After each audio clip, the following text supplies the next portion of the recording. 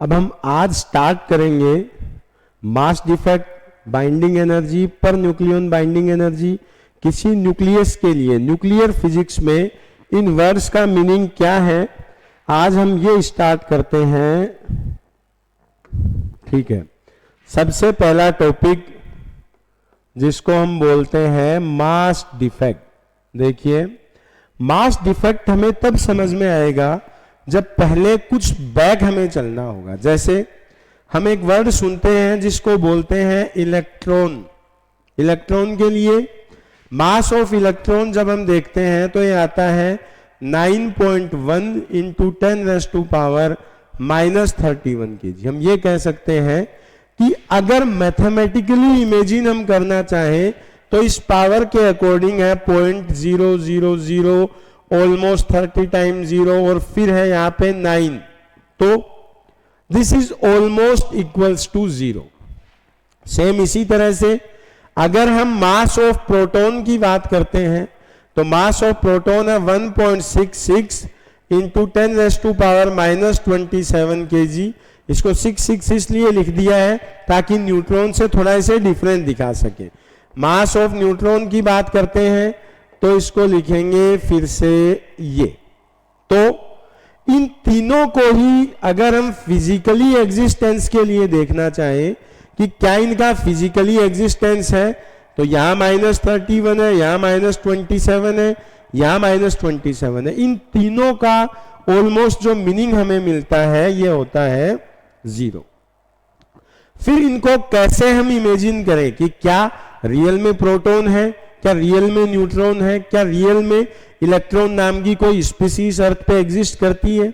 तो इसके लिए साइंटिस्ट ने एक नई यूनिट दी जिसका नाम है AMU। This is atomic mass unit. Atomic mass unit क्या है, एक 6 कार्बन 12 लिया गया और इसका वेट किया गया। जितना वेट इसका आ सकता था 6 कार्बन 12 का, उसको फिर डिवाइड किया गया 12 से।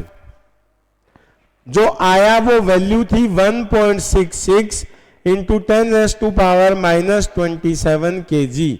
साइंटिस्ट ने इस मास को 1.66 ऑलमोस्ट है इंटू 10⁻⁻27 kg, इसको एक नाम दिया जिसको कहा जाता है atomic mass unit. Atomic mass unit means 1 AMU का जो मास है ये हम यहां लिख देते हैं 1 AMU। This is equals to 1.66 into 10⁻⁻27 kg। तो इसके आगे अगर आप लेना चाहते हैं कि कैसे यहां से आगे प्रोटॉन को डिसाइड किया जाए, कैसे न्यूट्रॉन को और कैसे इलेक्ट्रॉन को, तो इन तीनों के मास अलग अलग लेने के लिए प्रोटॉन का मास AMU के टर्म में दिया गया 1.0072 AMU, न्यूट्रॉन को कहा गया 1.0086 AMU और इलेक्ट्रॉन को नाम दिया गया 0.00055 AMU। ये तीनों मास हमें याद रखने हैं। जिस तरह हमें इलेक्ट्रॉन, प्रोटॉन, न्यूट्रॉन kg में याद है, उसी तरह कुछ हमें इन तीनों को, किसे, प्रोटॉन, न्यूट्रॉन और इलेक्ट्रॉन, तीनों की वैल्यूज को हमें याद रखना है कि प्रोटॉन होता है 1.0072 AMU, न्यूट्रॉन होता है 1.0086 AMU और इलेक्ट्रॉन होता है 0.00055 AMU। आगे हम चलते हैं। हमने बात की थी कि मास डिफेक्ट क्या है। टॉपिक जो हम स्टार्ट करने जा रहे थे ये था दिस इज मास डिफेक्ट। देखिए, मास डिफेक्ट क्या है। कई बार हम ऐसा देखते हैं कि मान लो घर पे लड्डू बनाए जा रहे हैं तो किया क्या जाता है, कुछ छोटे छोटे जो पार्टिकल्स होते हैं उनको उठाकर एक साथ यूं कंबाइंड जब हम करते हैं तो कंबाइंड करते वक्त उसमें से कुछ पार्ट साइड में गिरता है। मे बी वो लिक्विड फॉर्म में हो, जो शुगर के लिक्विड फॉर्म की वजह से बाहर आ रहा हो, या जब भी हम उनको बाउंड अप करने की ट्राई करते हैं तो कुछ पार्ट साइड में गिरता है। जैसे यहां हम देखते हैं, ये देखिए, ये कुछ स्मॉल पार्टिकल्स हैं जिनको मिलाकर हम ये लड्डू बनाना चाह रहे हैं, तो जब इसको बनाया जाएगा तो कुछ पार्ट यहां से नीचे गिरता है। ये जो पार्ट नीचे आया है, दिस इज मास डिफेक्ट। इसका न्यूक्लियस से क्या मतलब है? देखिए, यहां हम लेते हैं कुछ प्रोटॉन और साथ में हम लेते हैं कुछ न्यूट्रॉन। जब मिलकर एक न्यूक्लियस बनाते हैं जिसमें कुछ प्रोटॉन है, कुछ न्यूट्रॉन है, ये कुछ प्रोटॉन और कुछ न्यूट्रॉन मिलकर जब कोई न्यूक्लियस की फॉर्मेशन करते हैं, तो mass of proton plus mass of neutron will be greater then mass of nucleus. मतलब अगर हम वेट करते हैं या मास कैलकुलेट करते हैं, वेट हम यहां नहीं कहेंगे क्योंकि वेट ग्रेविटी से रिलेटेड है, यहां बात हम करते हैं मास से रिलेटेड। तो अगर प्रोटॉन का मास किया जाए, न्यूट्रॉन का मास किया जाए और फिर इनको ऐड कर दिया जाए, इतना कंपाउंड हमने लिया है किसी न्यूक्लियस के फॉर्मेशन के लिए। यहां जब न्यूक्लियस बनता है तो इनका मास कुछ कम मिलता है इनसे। मास में ये जो लैग क्रिएट हुआ है, this is called as mass defect. हम डिफाइन इसको कैसे करेंगे? When proton and neutron combines to form a nucleus, then mass of nucleus will be less than mass of proton and mass of neutron. This lack of mass is called as mass defect. इस जो lag create हुआ है इसको बोलते हैं mass defect. अगर आप calculate करना चाहें किसी न्यूक्लियस के लिए कि मास डिफेक्ट कैसे फाइंड आउट करेंगे, तो मान लो फॉर एग्जांपल है 6 कार्बन 12 इज इक्वल्स टू लिखा है 11.99 AMU, find mass defect in this nucleus. तो इस न्यूक्लियस के मास डिफेक्ट हमें बताइए। तो लिखेंगे क्या? 6 कार्बन 12, यहां नंबर ऑफ प्रोटॉन कितना है? 6 है। यहां से नंबर ऑफ न्यूट्रॉन कितना है? यहां से 12 माइनस 6, तो नंबर ऑफ न्यूट्रॉन कितना लिया जाएगा? 6। यहां इसको मल्टीप्लाई करेंगे 1.0072। याद हो तो मैंने अभी कहा था, जब भी आप प्रोटॉन, न्यूट्रॉन, इलेक्ट्रॉन के मास को AMU में याद करते हैं तो हर क्वेश्चन में आपको वो यूज लेना है। यहां प्रोटॉन के लिए प्रोटॉन का मास, न्यूट्रॉन के लिए 1.0086, मल्टीप्लाई करते हैं तो ये आता है इतना, ये आता है इतना। ये लीजिए, यहां से हमें जो एटॉमिक मास या न्यूक्लियस, सॉरी एटॉमिक नहीं, न्यूक्लियस का जो मास हमें मिलना था वो मिलना था 12.0948, लेकिन हमें क्वेश्चन में गिवन है कि 6 कार्बन 12 के न्यूक्लियस का जो मास होता है ये है 11.99 AMU। तो अगर आप डिफेक्ट यहां से पता करना चाहें डेल्टा M, तो क्या करेंगे?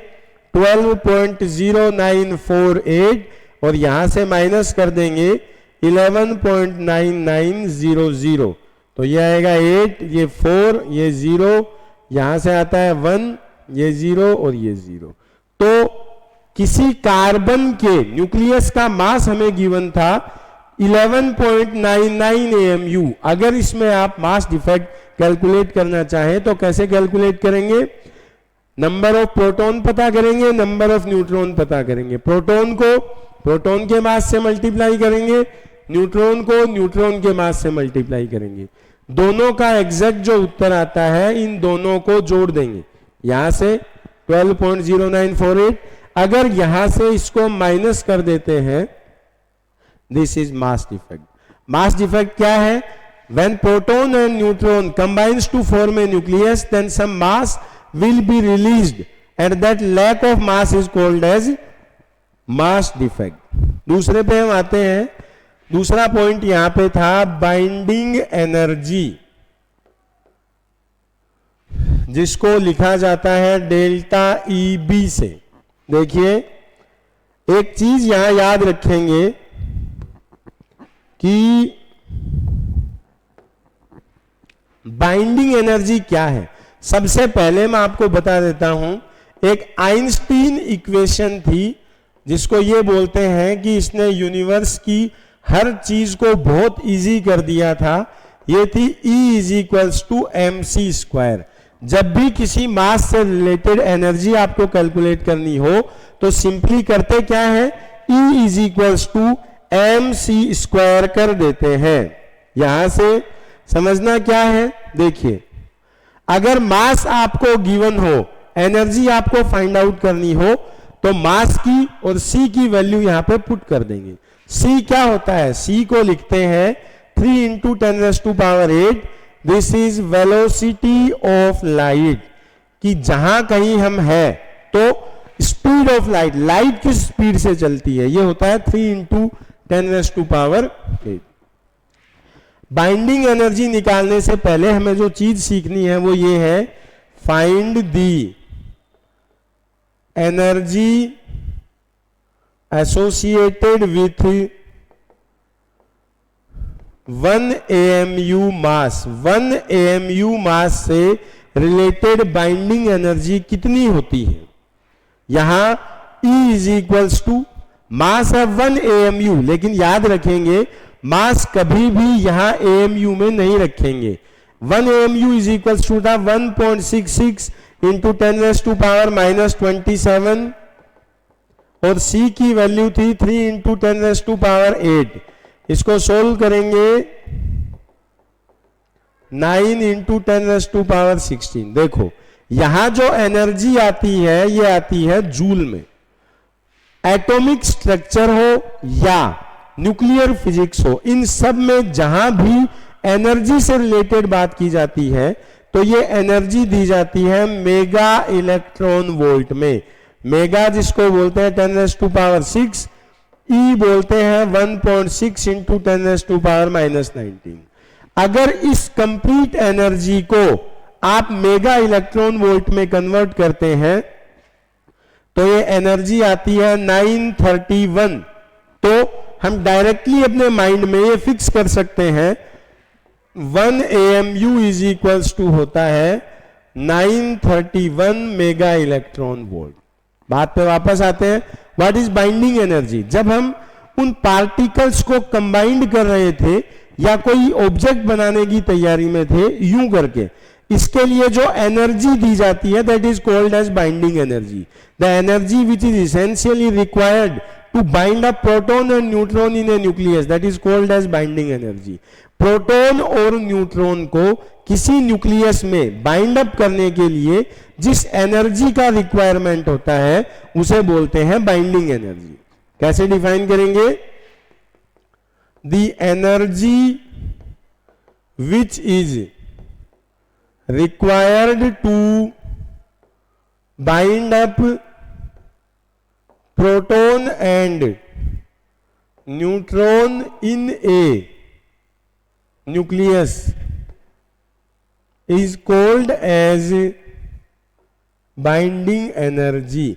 आप इसको दूसरी तरह से भी एक्सप्लेन कर सकते हैं कि मान लो कोई पार्टिकल है, इसको आप तोड़ के अलग करना चाहें, मान लो कोई ग्रुप ऑफ पार्टिकल्स है, उन सबको आप सेपरेट करना चाह रहे हैं, उसको सेपरेट करने के लिए आपको जिस एनर्जी का रिक्वायरमेंट है उसको भी बाइंडिंग एनर्जी बोल सकते हो।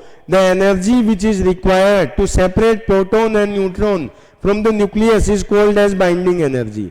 प्रोटॉन और न्यूट्रॉन को अलग करने के लिए जिस एनर्जी की रिक्वायरमेंट होती है उसे भी आप बाइंडिंग एनर्जी का नाम दे सकते हैं। क्वेश्चन कैसे आएगा, जैसे मान लो यहां गिवन है 7 nitrogen 14 is equals to 13.98 AMU, then find binding energy of it. तो इसकी बाइंडिंग एनर्जी कैसे देंगे, देखिए इसके लिए सबसे पहले हमें कैलकुलेट करना होगा कि कितना मास डिफेक्ट क्रिएट हो रहा है जब हम इस न्यूक्लियस का फॉर्मेशन करते हैं। यहां नंबर ऑफ प्रोटॉन क्या है, 7 है। डायरेक्ट यहां से आप ले सकते हो। नंबर ऑफ न्यूट्रॉन कितना है, 7 है। इसमें से इसको माइनस कर सकते हैं। यहां 1.0072 और यहां 1.0086। जब इसको मल्टीप्लाई करेंगे तो आएगा ये और ये। अगर इनको ऐड करते हैं तो मिलता है इतना। मतलब अगर हम किसी नाइट्रोजन के न्यूक्लियस का फॉर्मेशन चाहें तो हमें इतना मास मिलना चाहिए था, लेकिन क्वेश्चन में जो गिवन है वो मास हमें गिवन है 13.98 AMU।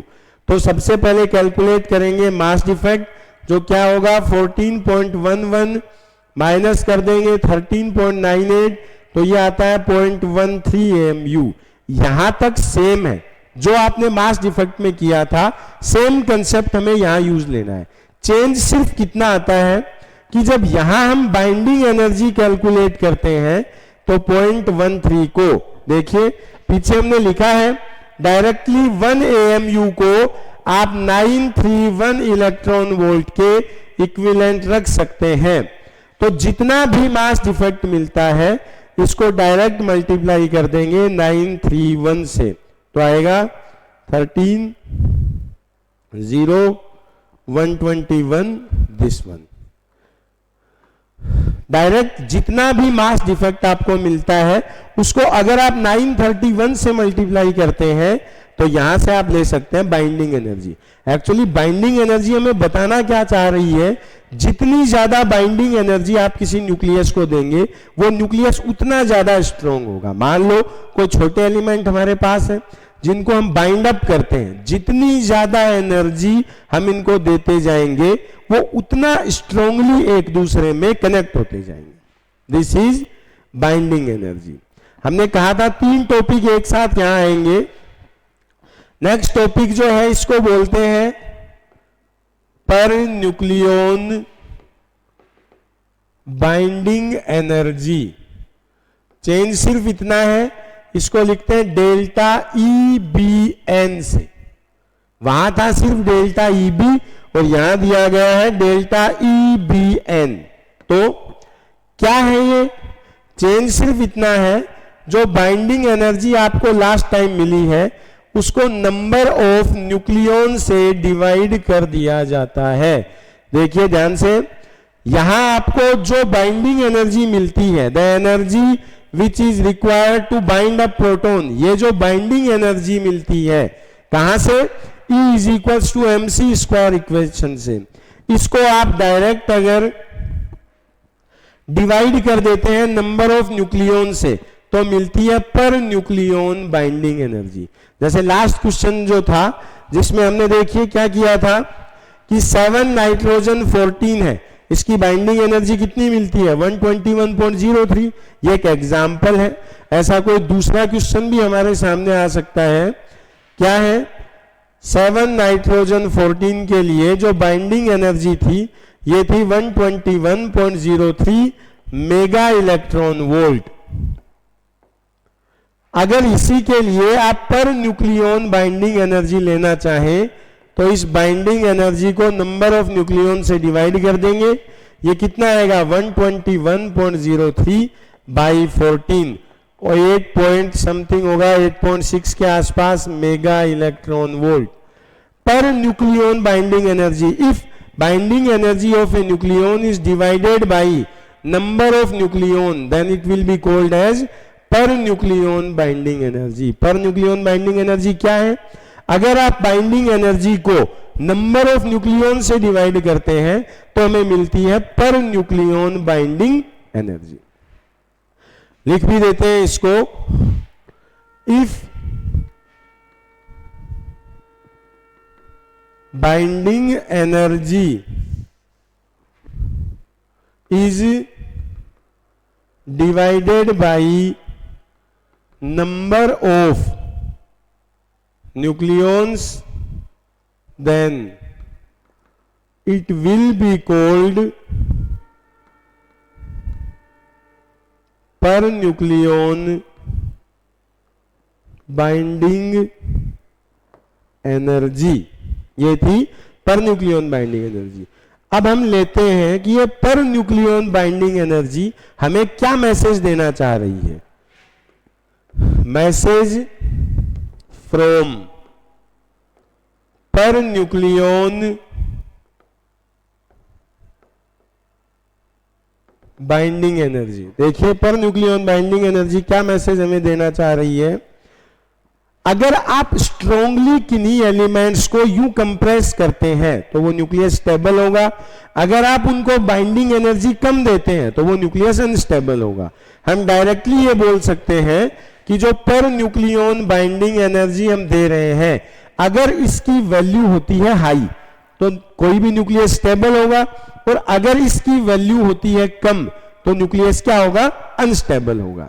हम ये कह सकते हैं if value of delta EBN is high then nucleus will be stable, and if value of delta EBN is low then nucleus will be unstable. तो न्यूक्लियस हो जाएगा अनस्टेबल। इस चीज को ग्राफ पे कैसे शो किया गया है, ग्राफ ड्रॉ किया गया डेल्टा EBN पर न्यूक्लियन बाइंडिंग एनर्जी को एटॉमिक मास के साथ। तो कुछ ग्राफ जो था वो इस तरह का मिलता है। ये यहां जो ये पॉइंट्स बाहर आए हुए हैं, ये पॉइंट्स स्टेबल न्यूक्लियस की तरफ इंडिकेट करते हैं। ये जो पॉइंट्स हैं, all points wants to indicate towards stable nucleus, ये हमें स्टेबल न्यूक्लियस की तरफ इशारा कर रहे हैं। अब बात आती है ये मैक्सिमम पॉइंट जो है पर न्यूक्लियन बाइंडिंग एनर्जी, जिस न्यूक्लियस के लिए मैक्सिमम होगी वो दुनिया का सबसे स्टेबल एलिमेंट होगा। हम सुबह से शाम तक अपने चारों तरफ जितनी चीजों के चारों तरफ घूमते हैं उनमें मैक्सिमम जिस मटेरियल का यूज होता है दैट इज आयरन, लोहा जिसको हम बोलते हैं। घर में जब हम अंदर एंटर करते हैं तो जो गेट है वो कॉमनली आयरन का बना होता है, लोहे का बना होता है। विंडो हो, बेड के पैर हो, कोई भी चीज हो, फर्नीचर हो, टेबल हो, कोई भी चीज हो, ऑलमोस्ट फैन हो, आपकी कार हो, कोई भी व्हीकल आपके पास हो, उसमें मैक्सिमम जिस मटेरियल को अलग अलग फॉर्म में यूज किया जाता है उस मटेरियल के लिए हम नाम दे सकते हैं कि ये मटेरियल आयरन ही होता है। तो पर न्यूक्लियन बाइंडिंग एनर्जी जिसके लिए मैक्सिमम है दैट इज 26 Fe56। आयरन इस दुनिया का सबसे स्टेबल एलिमेंट इसलिए डिक्लेयर किया गया है क्योंकि पर न्यूक्लियन बाइंडिंग एनर्जी की वैल्यू मैक्सिमम इसी के लिए होती है। This is 26 Fe56। ये 8.65 मेगा इलेक्ट्रॉन वोल्ट के आसपास होता है। चैप्टर खत्म होने के बाद एग्जैक्टली इस चैप्टर में जितने ग्राफ यूज किए गए हैं हम उनको अलग से एक वीडियो में एक्सप्लेन करेंगे, ग्राफ ऑफ न्यूक्लियर फिजिक्स। वहां दोबारा से आप एग्जैक्ट वैल्यू इसकी देख सकते हैं। अभी हम ये कह रहे हैं मैक्सिमम ये वैल्यू आयरन के लिए है। अगर आयरन से आगे हम चलते हैं तो ये धीरे धीरे कम होने लगता है और फिर आगे जाकर ये एक कांस्टेंट वैल्यू को अचीव कर लेता है। मतलब जैसे 70, 80, 90, 100 एटॉमिक मास के आसपास जाते जाते इसके बाद ये वैल्यू 7.6 मेगा इलेक्ट्रॉन वोल्ट के पास आकर कांस्टेंट हो जाती है। मतलब ये ग्राफ बिल्कुल नीचे नहीं आएगा। ये था न्यूक्लियर फिजिक्स का पार्ट 2।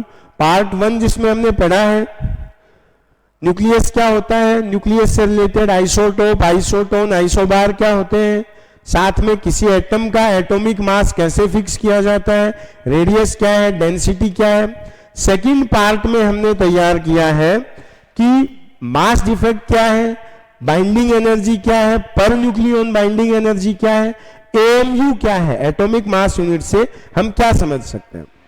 अगले वीडियो में हम रेडियो एक्टिविटी डिस्कस करेंगे कि कोई एलिमेंट कब रेडियो एक्टिव होता है, रेडियो एक्टिविटी होती क्या है, क्या चीज रेडियो एक्टिविटी में थी जिसकी वजह से इसको न्यूक्लियर फिजिक्स में शामिल किया गया।